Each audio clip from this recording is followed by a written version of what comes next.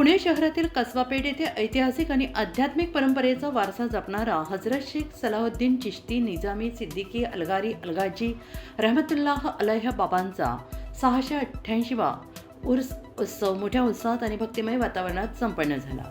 19 April ते 24 April दरम्यान 6 दिवस चाललेल्या या उर्स उत्सवात धार्मिक कार्यक्रमांचे आयोजन करण्यात आले।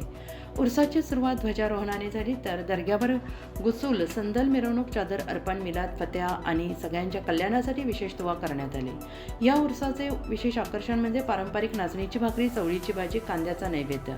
गेल्या तब्बल 688 वर्षांपासून सुरू असलेली ही परंपरा आजही अखंड सुरू असून हिंदू मुस्लिम ऐक्याचे प्रतीक मानली जाते। यादवकालीन श्री काळ भैरवनाथ मंदिरापासून दर्ग्यापर्यंत निघालेले या भव्य मिरवणुकीत हजारो भाविक सहभागी झाले होते। पारंपरिक वाद्य, नगारखाना आणि भक्तिमय वातावरणामुळे संपूर्ण परिसर दुमदुमून गेला होता। इतिहासात छत्रपती शिवाजी महाराज, शहाजीराजे आणि पेशव्यांच्या काळापासून या उर्सासाठी इनाम देण्यात येत असल्याचं सांगितलं जात आहे। त्यामुळे या उत्सवाला ऐतिहासिक महत्त्व लाभले आहे। उर्स दरम्यान कुरआन ख्वानी, महफिले समा, रातिबुल रिफाई तसेच कव्वाली कार्यक्रमांचे आयोजन करण्यात आले। नवस फेडण्यासाठी आलेल्या भाविकांनी जरब टोचून श्रद्धा व्यक्त केली। शेवटच्या दिवशी अजमेर शरीफ येथील ख्वाजा गरीब नवाज यांच्या छट्टी निमित्त खीर वाटप आणि बहारदार कव्वाली कार्यक्रमाने उर्साची सांगता करण्यात आली।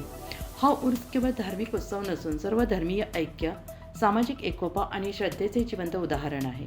व्हॉइस ऑफ महाराष्ट्रासाठी ब्युरो चीफ मुन्ना मुजावर यांचा खास रिपोर्ट।